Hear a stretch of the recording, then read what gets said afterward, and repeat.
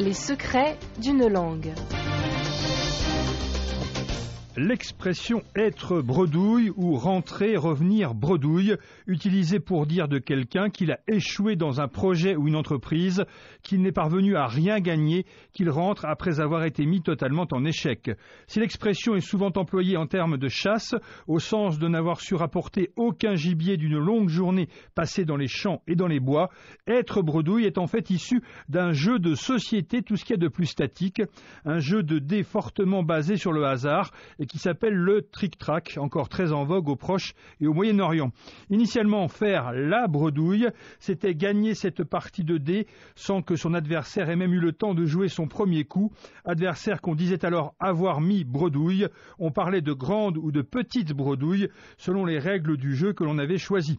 Puis, petit à petit, l'expression est passée dans le domaine galant. Pour une dame, sortir bredouille d'un bal, c'était ne pas avoir été invitée à danser de toute la soirée. Puis, dans le domaine social, sortir bredouille d'une assemblée, c'était n'être parvenu à atteindre aucun des buts qu'on s'était fixés. Je terminerai avec cette belle illustration de l'expression, tirée de l'argot parisien. Dans certains cas, on parle de chevalier de la bredouille pour se moquer de certains adeptes occasionnels de la chasse.